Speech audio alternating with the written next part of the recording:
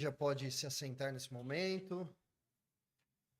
Todos aqueles que eu não dei bom dia ainda, não cumprimentei, sintam-se abraçados. E graça e paz do nosso Senhor Jesus. Amém? Irmãos, já vou pedir a todos que abram a Escritura, que abram a Palavra de Deus. No Evangelho de João, no capítulo 15. Hoje nós encerraremos o capítulo 15 de João e vamos já falar sobre o comecinho do capítulo 16, que é, na verdade, uma continuação desse texto que nós leremos. Hoje, como esse texto ele é um pouco mais longo, eu creio que a melhor coisa que nós podemos fazer é ler o texto conforme nós vamos fazendo essa exposição. Todos os irmãos encontraram a referência? Amém. Então vamos orar mais uma vez. Pai amado, em nome de Jesus, nós estamos aqui com o teu santo livro aberto. Nós estamos aqui, Senhor, com o livro que tu inspiraste diante de nós. E nós pedimos, Senhor, assim como nosso irmão já orou aqui, que o Senhor fale conosco, Pai. Ó Deus, estamos ansiosos para ouvir de ti. Assim oramos, em nome de Jesus. Amém. Meus irmãos, nós estamos lendo aqui o Evangelho de João e desde que nós iniciamos o capítulo 13, nós estamos com Jesus e os seus discípulos no cenáculo. E ali eles estavam até o finalzinho do capítulo 14, quando vocês podem ler que eles se levantaram e saíram. Se você olhar o último versículo do capítulo 14, Jesus ele diz aos seus discípulos, levantem-se, vamos sair daqui. Mas eles continuam naquele ambiente de comunhão que antecede a crucificação, a prisão e a crucificação do nosso Senhor Jesus. E eles estão conversando. E muito já foi falado aqui a respeito de amor. Muito o Senhor Jesus falou sobre amá-lo. Muito o Senhor Jesus falou sobre amar uns aos outros. E muito o Senhor Jesus já falou a respeito do que significa amá-lo. Jesus ele já falou que aquele que o ama, portanto, ama o Pai. Jesus ele já falou que aquele que o ama obedece os seus mandamentos. Como nós vimos semana passada. Jesus já falou que a obediência a Jesus, o amor a Jesus, é um amor entre amigos. O próprio Jesus diz que não existe amor maior do que esse, o de dar a vida pelos seus amigos. Então o amor tem sido a tônica dessa conversa de Jesus com seus discípulos até esse momento. E por que eu digo até esse momento? Porque se até aqui o Senhor Jesus falou sobre o que significa amá-lo, sobre o que significa amar o Pai, e sobre o que significa os servos de Jesus amando uns aos outros, nesse texto de hoje, Jesus vai falar sobre o que significa odiá-lo, sobre o que significa odiar o Pai, e sobre o que significa os servos de Jesus serem odiados. Então, já tendo falado de amor, agora Jesus ele vai falar sobre esse tema, que é o ódio. E para os irmãos entenderem já qual é a tônica que Jesus está querendo dar para os discípulos, nós podemos já olhar o fechamento desse bloco. Nós vamos começar pelo final.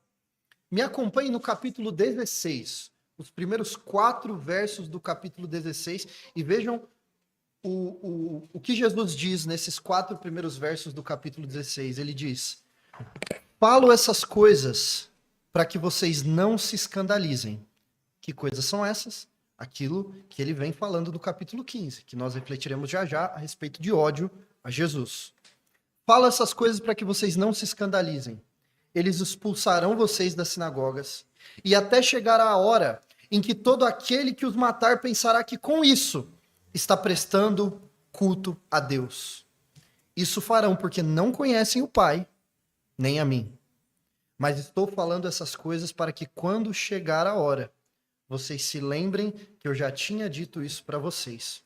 Então Jesus, ao longo desse discurso dele pela terceira vez, ele diz aos seus discípulos que está antecipando algo que vai acontecer para que os discípulos, quando isso acontecer, os discípulos dele não se assustem. É a terceira vez que Jesus está dizendo isso. Ele já falou isso em relação à traição de Judas, ele já falou isso em relação a ele mesmo indo para a cruz, e agora ele está falando isso em relação ao ódio que os discípulos devem esperar do mundo.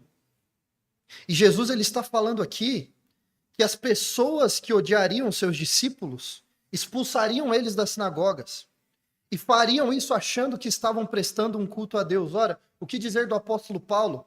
O apóstolo Paulo fala em Filipenses 3, capítulo 6, que quando ele era fariseu, antes dele se tornar o cristão, o zelo dele pela lei de Deus era tão grande que ele era um perseguidor da igreja.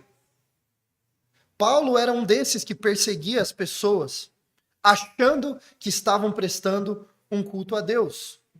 Ora, nós vemos os discípulos sendo expulsos de sinagogas em diversas situações no livro de Atos dos Apóstolos. Então, aquilo que Jesus fala a respeito nesse capítulo 15 e início do capítulo 16 realmente aconteceu e Jesus está preparando os seus discípulos para esta realidade. Então, essa é a tônica de Jesus. Não se surpreendam, isso tudo que eu vou falar para vocês aqui vai acontecer. O que nos leva de volta, então, ao capítulo 15. Nós vamos ler o capítulo 15, do verso 18 até o final, e nós vamos dividir essa exposição aqui em 3 partes. Nós falaremos, nesse texto, sobre como o mundo odeia a Cristo, falaremos sobre como o mundo odeia o Pai, e falaremos também sobre como o mundo odiará vocês, ou odeia os discípulos de Cristo. Então, segundo a fala de Jesus, o mundo odeia a Cristo, o mundo odeia o Pai, e o mundo odeia os servos de Cristo. Me acompanhe no versículo 18 do capítulo 15. Esta é a palavra de Deus. Se o mundo odeia vocês, saibam que, antes de odiar vocês, odiou a mim. Então aqui Jesus está falando sobre o ódio aos discípulos dele. Ele está olhando para os discípulos dele e dizendo, olha, discípulos, se o mundo odeia vocês, saiba que antes de odiar vocês, odiou a mim. Percebam, nós precisamos qualificar muito bem esse ódio aqui, tá bom? Porque a Bíblia ela é muito vocal e ela é muito clara quando ela fala sobre perseguição dos servos de Deus, sobre os servos de Deus serem perseguidos por serem cristãos, mas essa perseguição ela precisa ser muito bem qualificada para que você se coloque numa posição de perseguido ou de odiado quando isso estiver certo. Por que eu digo isso? Porque pessoas em geral, inclusive crentes, podem ser odiados e perseguidos por diversos motivos, e não necessariamente por serem cristãos. Desculpe dizer para você, isso vale para mim também, é claro, mas pode realmente ser que você seja chato. E pode realmente ser que as pessoas não gostem de você porque você é chato e inconveniente. E isso não te qualifica como um perseguido pela causa de Cristo. Nós precisamos qualificar aqui o que significa essa perseguição. Pedro, por exemplo, poderia ter um perfil bastante odiável. Como é que você lida com uma pessoa como Pedro? Tão volátil e bipolar como ele, que uma hora é uma coisa e uma hora é outra. Senhor, nunca vou te negar. Ah, não conheço. 3 vezes. Senhor, deixa eu andar no mar com você. Todo confiante. Senhor, estou afundando. Olha que pessoa volátil. Não sabe o que é, muda de opinião o tempo inteiro. Percebam, Pedro tinha um perfil que poderia ser odiado. O que dizer de Felipe, frio e calculista? E aí, vamos alimentar essa multidão? Não, peraí. Se a gente pegar 10 denários aqui, ainda não dá... É aquela pessoa que sempre, né, digamos assim, faz cálculos para dizer por que tal coisa não vai dar certo. Também são traços de personalidade que podem fazer com que algumas pessoas não queiram a sua companhia. Mas é óbvio que Jesus não está falando sobre isso aqui. Jesus está falando sobre algo muito mais específico. Jesus está fazendo alusão a algo que Pedro, o apóstolo, fala na primeira epístola de Pedro, no capítulo 3, e o verso 14, que diz, mas mesmo que vocês venham sofrer por causa da justiça, vocês são bem-aventurados. Não tenham medo das ameaças, nem fiquem angustiados. Sofrer por causa da justiça. É disso que Jesus está falando, é disso que Pedro está falando. Ele está falando sobre ódio contra a conduta, falando especificamente ali para os seus discípulos, ódio que a conduta cristã pode gerar frente aos judeus daquela época. Jesus está falando sobre pessoas odiando os seguidores de Cristo, não porque eles são chatos, não porque eles têm algum tipo de traço de personalidade difícil de lidar. Jesus está falando sobre pessoas odiando os servos de Cristo, pelo simples fato de serem servos de Cristo. Seguidores de Jesus sendo odiados, justamente porque seguem a Jesus. Porque se comportam como Jesus. Porque buscam obedecer a Deus e honrar o Pai, assim como Deus buscou. E o que Jesus está dizendo nesse verso 18 é que este ódio ao cristão, esse ódio ao servo de Cristo, por ele ser um servo de Cristo, é um ódio antes de ser contra o servo, é um ódio contra o próprio Cristo. É a Cristo que essa pessoa está odiando. Quando um servo de Deus é odiado por ser servo de Deus, quem está sendo odiado é o próprio Deus. O verso 19 nos diz: se vocês fossem do mundo, o mundo amaria o que era seu. Mas vocês não são do mundo. Pelo contrário, eu dele os escolhi. Por isso o mundo odeia vocês. Então percebam que Jesus, assim como Pedro falou na sua epístola, está dando uma palavra de consolo aqui. Ele está dando a tônica de que o mundo odiar vocês não é uma coisa ruim. O fato do mundo odiar vocês é um bom sinal. O que o nosso Senhor Jesus fala através do apóstolo João, na primeira epístola de João, quando ele diz: não ame o mundo e nem as coisas que há no mundo. Aquele que ama o mundo, o amor do Pai não está nele. É claro que quando ele fala para não amar o mundo aqui, ele está falando sobre o sistema caído desse mundo. Ele está falando sobre o sistema pecaminoso desse mundo. Ele diz: não ame. Não ame esse mundo, nem as coisas que há nele, porque se você ama o mundo, o amor do Pai não está em vocês. O que Jesus está dizendo no verso 19 é: se vocês fossem dignos do amor do mundo, se vocês fossem objeto de amor do mundo, vocês não seriam dignos do amor de Deus. Porque tudo aquilo que Deus aprova, o mundo desaprova. E o que o mundo aprova, Deus desaprova. Portanto, não há como vocês serem amados pelo mundo, se vocês são amados por Deus. Percebam o que ele está dizendo: vocês estiveram aí. Eu os tirei daí. Isso é um motivo bastante para que o mundo os odeie. O que foi que Deus fez por nós, como Paulo diz aos Colossenses? Ele nos tirou do reino das trevas e nos trouxe para o reino da sua maravilhosa luz. E o que ele diz aos Efésios a respeito dos filhos da desobediência? Que todos nós estivemos entre eles no passado, mas ele nos tirou de lá. E é por isso que Jesus está dizendo: se vocês fossem do mundo, o mundo amaria vocês. Vocês seriam dignos do amor do mundo se vocês fossem parte desse mundo. Mas vocês não são desse mundo. Por quê? Porque eu tirei vocês desse mundo. Vocês foram desse mundo. Vocês estiveram entre os filhos da desobediência. Vocês estiveram no reino das trevas, mas eu tirei vocês do reino das trevas e os trouxe para o reino da minha maravilhosa luz. Por isso, o mundo odeia vocês. E o verso 20 nos diz: lembrem-se da palavra que eu disse a vocês. O servo não é maior do que o seu senhor.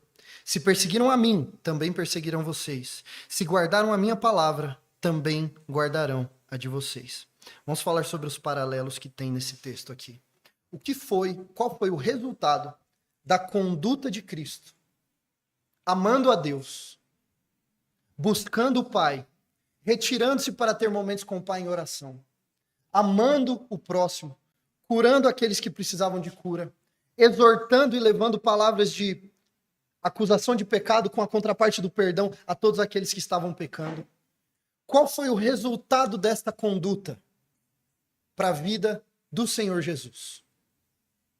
Diante de todas as curas, diante de todos os milagres, diante de toda a palavra que ele deu. O que foi que isso gerou como consequência para o nosso Senhor Jesus? Isso levou até a cruz. Isso não o colocou em trono nenhum.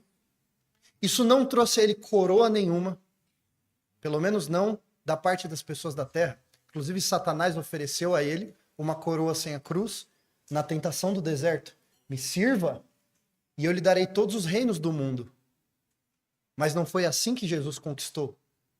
Jesus, pela sua conduta e pela sua fidelidade ao Pai, foi levado até a cruz. E vejam o que o próprio Jesus está dizendo. O servo não é maior do que o seu senhor. Nesta relação, Jesus e discípulos de Jesus, quem é o servo, quem é o senhor? Jesus é o senhor e seus discípulos são os servos. Se Jesus foi levado até a cruz por causa da sua fidelidade ao Pai, o que nós podemos esperar que acontecerá com seus servos? Porque a consequência da fidelidade de Jesus geraria um resultado para ele e geraria um resultado diferente para os seus servos. Por que Jesus perderia tudo aquilo que de material ele poderia perder até o ponto da própria vida? Sendo um servo fiel de Jesus, sendo um servo fiel de Deus, né? E um servo fiel de Jesus só recebe louros e fica milionário e todo mundo ama ele, sendo que ele está seguindo exatamente a mesma conduta. O mundo mudou agora? O mundo passou a amar Jesus agora? A consequência da fidelidade é a mesma para o Senhor e para o servo. O servo não é maior do que o seu senhor. Ele não é digno de nada mais do que o seu senhor é digno. Portanto, se perseguiram a mim, diz Jesus, perseguirão também vocês. Na caminhada de Jesus, ele obedeceu o Pai. Nós temos que obedecer o Pai também. Na caminhada de Jesus, ele foi guiado pelo poder do Espírito Santo. Nós precisamos ser guiados pelo poder do Espírito Santo também. Na caminhada de Jesus, Jesus foi perseguido. Os servos de Jesus são perseguidos também. Ou ecoando as palavras de Paulo em 2 Timóteo 3 e o verso 12. De fato, todos os que desejam viver piedosamente em Cristo Jesus serão perseguidos. Todos os que desejam viver piedosamente em Cristo Jesus serão perseguidos. Se perseguiram o mestre, perseguiram também o servo. Mas o interessante do verso 20 é que Jesus ele também dá uma contraparte. Se nós operamos na mesma fidelidade que Jesus opera, se nós somos guiados pelo poder do mesmo Espírito que guiou Jesus, isso significa que não só nós recebemos a perseguição que Jesus recebe, como também as palavras que nós falamos, quando estão alinhadas com as palavras de Jesus, elas também são ouvidas. Porque Jesus ele não foi só perseguido. Pessoas ouviram Jesus. Algumas pessoas receberam Jesus. E algumas pessoas guardaram a palavra de Jesus. Foram poucas? Foram poucas. Mas houve quem ouvisse, houve quem recebesse as suas palavras. E se as palavras de Jesus foram recebidas, na medida que ele falou, fiel àquilo que o Pai lhe ordena, nós podemos ter confiança de que nós ecoando as mesmas palavras também haverá quem nos ouça. Também haverá quem nos escute e também haverá quem guarde as nossas palavras, porque as palavras não são nossas, elas são as palavras de Deus. Irmãos, pensem na confiança que isso nos dá. Pensem na confiança que isso nos dá no discipulado de um irmão. Se você está discipulando um irmão, você está ajudando um irmão na caminhada, e você tem confiança de que aquilo que você está dizendo ao seu irmão vem da palavra, vem de Deus. Qual é a promessa que Jesus diz aqui? Se guardaram as minhas palavras, guardarão a de vocês também. Nós podemos ter confiança que se nós ecoamos aquilo que a palavra diz, aquele que tem o Espírito, o mesmo Espírito que inspirou a palavra dentro de si, receberá essas palavras. Mas ainda nós podemos ter a confiança na evangelização. Porque quando nós estamos evangelizando, quando nós falamos a palavra de Deus, se nós de fato cremos que aquilo que nós estamos falando vem deste livro, nós podemos ter confiança que se Deus quiser romper os laços do coração daquela pessoa que nos ouve e fazer com que aquela pessoa receba, ele o fará. O nosso trabalho é simplesmente falar, porque essas palavras não são nossas. Como diz o nosso queridíssimo Vori Balkan, pastor batista da nossa tradição, ele diz, eu sou só do departamento de comunicações, meu pai cuida das vendas. Eu só falo. O trabalho de cravar aquela palavra no coração é de Deus. Guardaram as palavras de Jesus quando ele falou. Portanto, ainda haverá pessoas guardando as palavras de Jesus na medida que nós continuamos falando. Porque não é só a perseguição de Jesus que sobra para nós. O triunfo de Jesus também sobra para nós. Ele também é replicado na vida daqueles que têm o mesmo espírito que Jesus tem. Nós podemos também ter confiança na hora de consolar um irmão, por que não? Se as palavras de Jesus são guardadas por aquele que tem o Espírito Santo e o que nós falamos são palavras de Jesus, nós podemos ter confiança que as palavras deste livro também são guardadas por aqueles que têm o mesmo Espírito. Então, irmãos, percebam que o ministério de Jesus ele tem que refletir também o nosso ministério. Mas o raciocínio dessa primeira parte é, resumo do que Jesus fala nessa primeira parte. O mundo odeia Cristo. E o mundo odeia a vocês porque odeia o Filho. O mundo ele odeia o Filho. É isso que Jesus está tentando demonstrar aqui. O Filho foi perseguido, o Filho foi odiado e o mundo odeia o Filho. Mas aí vamos pensar na segunda parte. Por que o mundo odeia o Filho? Qual é o motivo pelo qual o mundo odeia a Cristo? Vamos ver no verso 21 que o motivo é porque o mundo odeia o Pai. Vamos ver o verso 21. Tudo isso farão com vocês por causa do meu nome, porque não conhecem aquele que me enviou. Vamos pensar um pouco nesse verso. Jesus, então, está dando a confiança aos seus discípulos. Ele não está dizendo de maneira nenhuma aos seus discípulos, vocês não serão perseguidos, vocês serão perseguidos, mas sabe, o problema do mundo não é com vocês. O problema do mundo é comigo. É comigo que esse mundo tem problema. Agora, vamos entender por que o mundo vai fazer o que vai fazer com vocês, por que vocês serão expulsos das sinagogas, por que vocês serão, inclusive, alguns de vocês crucificados também, como alguns discípulos de Jesus foram crucificados, por causa do meu nome. Nós tivemos aqui, nas exposições de João, um sermão em que nós falamos somente sobre isso. O que significa essa expressão, em meu nome, ou no nome de Jesus? O que significa quando nós oramos em nome de Jesus? O que significa quando Jesus nos diz que tudo aquilo que nós pedirmos ao Pai em nome dele, ele atenderia? Nós aprendemos que em nome de Jesus significa ter a procuração de Jesus para aquilo que você está fazendo. Fazer algo em nome de Jesus significa fazer com as mesmas motivações de Jesus, seguindo a mesma fidelidade ao Pai que Jesus seguiu.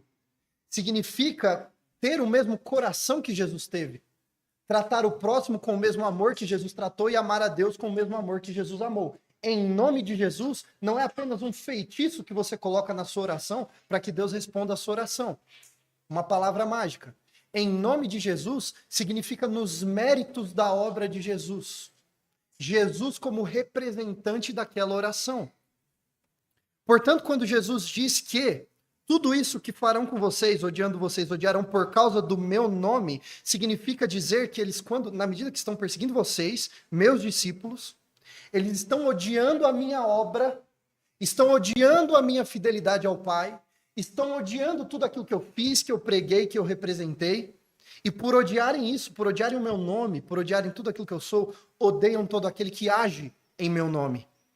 Farão isso por causa do meu nome. Mas ainda existe mais um motivo, e o motivo é porque não conhecem aquele que me enviou.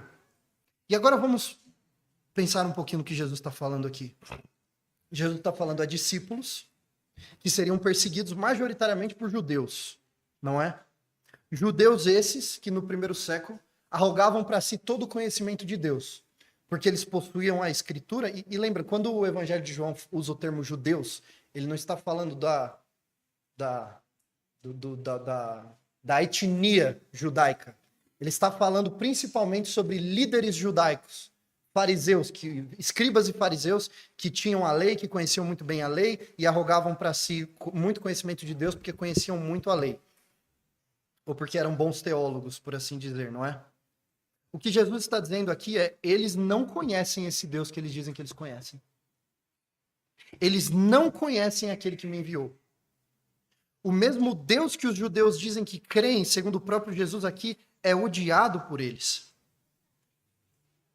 É por não conhecerem a Deus Pai que odeiam a Deus Filho, porque Deus Filho diz que está vindo representar Deus Pai. E é por odiarem a Deus Filho que odeiam todos aqueles que seguem a Deus Filho. Então começa lá em Deus Pai, não conhecendo a Deus Pai, não sabendo quem é o Deus criador dos céus e da terra, e portanto rejeitando aquele que foi enviado por ele, o seu Filho, e portanto rejeitando todos aqueles que o seu Filho salvou.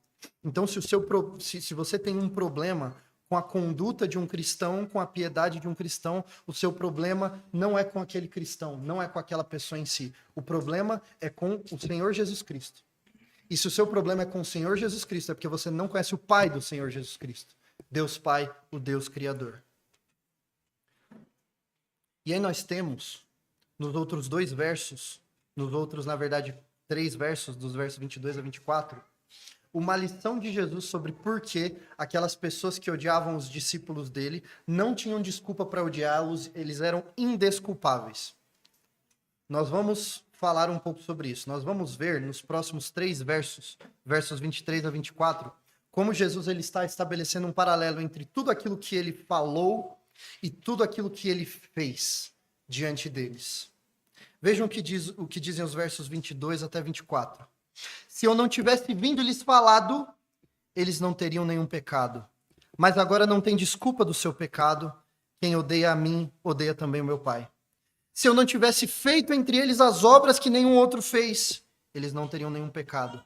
Mas agora não somente viram, como também odiaram tanto a mim quanto o meu Pai. Então nós temos dois blocos, dos versos 22 a 24, que falam sobre as pessoas ouvindo o que Jesus falou, vendo o que Jesus fez. E a consequência de terem visto o que Jesus fez e ouvido o que Jesus falou foi ódio a ele e ódio ao seu Pai. Se eu não tivesse vindo, eu não tivesse falado, eles não teriam pecado. Mas eles ouviram o que eu falei e eles odiaram o Pai. Se eles não tivessem visto o que eu fiz entre eles, eles não teriam pecado. Mas como eles viram, eles odiaram a mim e odiaram o meu Pai. Tanto aqui, a obra de Jesus na Terra foi basicamente fazer e falar. Fazer e falar. Jesus, ele encarnou para fazer coisas e para falar coisas. Jesus, ele encarnou, ele fez uma obra, ele multiplicou pães e peixes. Em seguida, ele falou, ele pregou sobre como ele é o pão da vida. Jesus, ele encarnou, ele fez uma obra, ele curou um cego de nascença, algo que nunca, jamais tinha sido feito, algo que jamais tinha sido feito em toda a história da humanidade, jamais alguém havia curado um cego de nascença. Jesus fez, curou o cego de nascença, em seguida ele pregou sobre cegueira espiritual. Jesus realizou milagres e pregou. Realizou milagres e pregou. Ele fez coisas, ele falou coisas. Ele fez coisas, ele falou coisas. E Jesus está dizendo, aqueles que odiaram vocês ouviram o que eu disse e viram o que eu fiz. Eles ouviram o que eu disse, não existe desculpa de ignorância. E eles viram o que eu fiz, não existe desculpa de que, quem diz que isso que ele está falando ele é verdade? Não, aquilo que Jesus falou foi atestado pelas obras que ele cumpriu, pelos milagres que ele realizou. Mas a consequência de terem ouvido o que Jesus disse e de terem visto o que Jesus fez, e foi ódio ao Pai dele. Nós podemos pensar em qual foi a reação de Caifás no Sinédrio. Caifás, ele não negava aquilo que Jesus dizia. Caifás não negava aquilo que Jesus fazia. O que Caifás dizia era, se a gente continuar deixando ele fazer essas coisas, ele vai trazer a população toda para ele.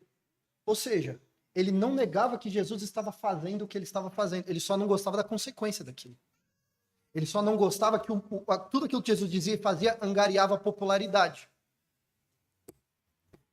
Isso aqui é semelhante ao que Jesus fala em João 9,41, se vocês fossem cegos, não teriam pecado nenhum. Ou seja, se vocês não tivessem ciência de nada, não soubessem de nada, vocês não teriam pecado. Mas porque agora dizem, nós vemos, o pecado de vocês permanece. João 9,41. Isso nos mostra que conhecimento de Deus, mais conhecimento de Deus, quanto mais conhecimento há de Deus, e aí ninguém viu tão claramente as obras de Deus materializadas na sua frente do que as pessoas que foram contemporâneas de Jesus e dos apóstolos, né? Mais conhecimento significa mais responsabilidade. Inclusive, isso dá até para a gente abrir um parênteses aqui para esclarecer uma coisa. Já que quando você tem muito conhecimento de Deus e você sabe muito a respeito de Deus, isso vai te tornando mais e mais e mais e mais e mais indesculpável diante dele. E vai te tornando alguém que tem... Se você não se converter e não se arrepender dos seus maus caminhos, cada sermão que você está ouvindo de domingo aqui está dando para Deus mais motivo para te condenar. Porque você sabe mais e você está fazendo de menos. Certo? Se mais conhecimento de Deus significa, se não houver conversão, mais material de Deus para condenar alguém, estamos juntos até aqui? Faz sentido? Significa que aquele que não tem conhecimento nenhum, portanto, está desculpado? Quem não sabe nada, portanto, está salvo? Tornando a maior obra missionária que nós poderíamos fazer o silêncio, não é? Ora, o que Paulo diz aos Romanos no capítulo 1? Que aqueles que nunca receberam a lei de Deus, não ouviram nada sobre Deus, têm manifestação de Deus o suficiente na natureza para torná-los indesculpáveis diante de Deus. Não há um justo sequer.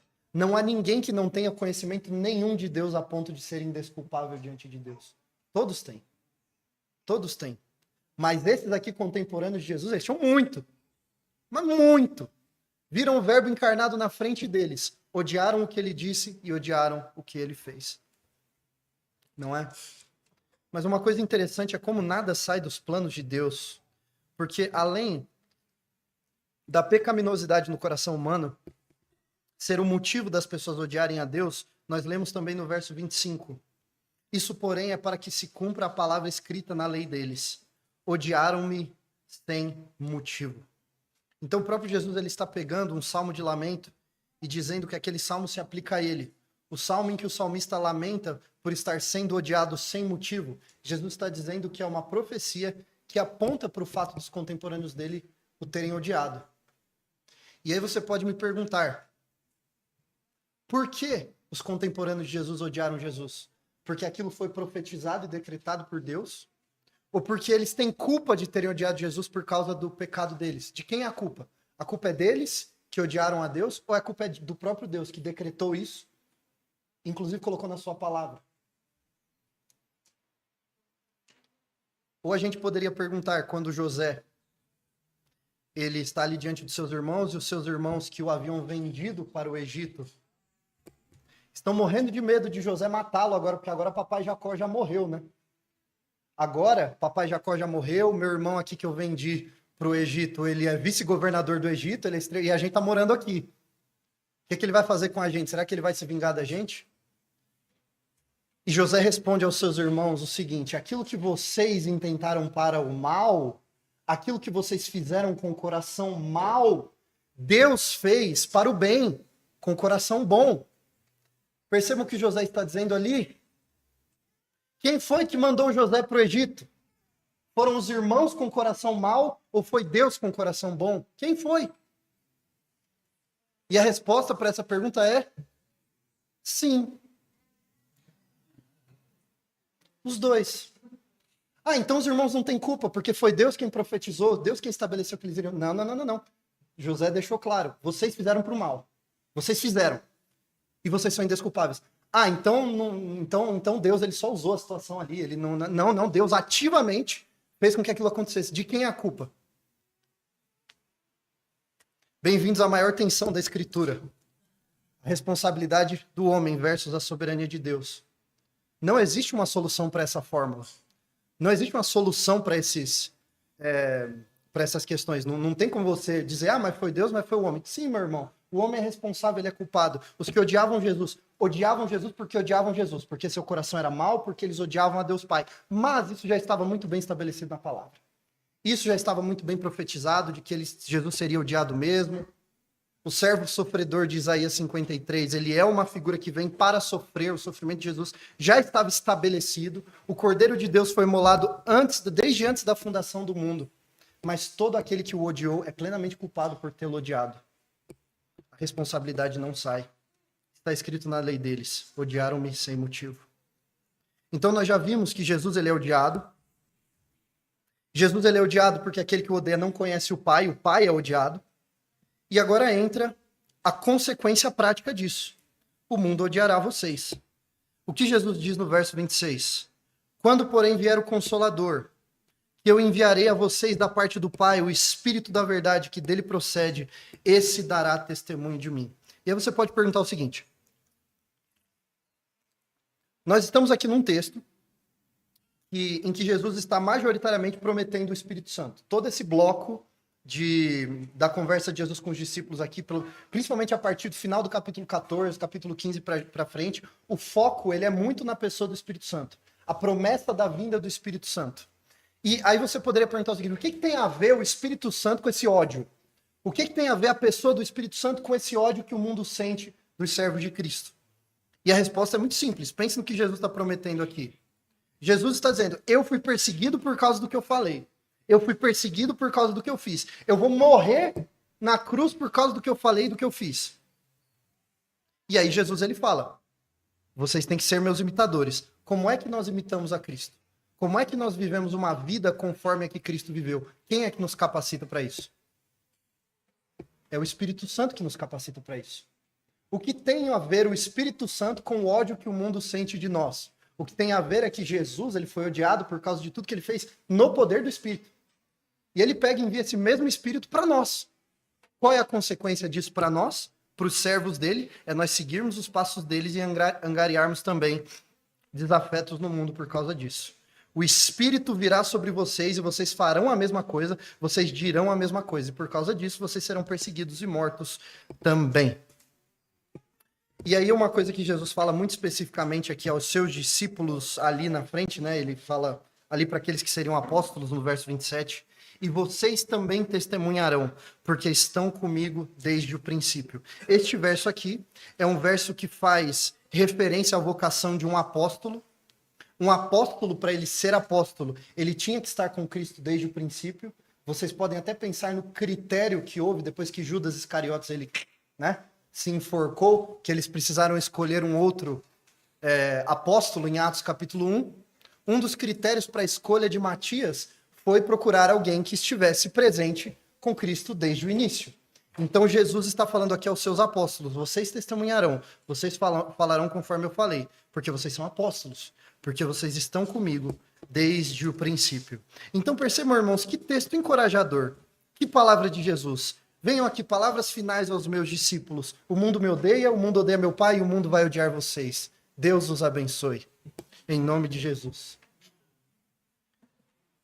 Mas, de novo, Jesus está falando isso como preparo.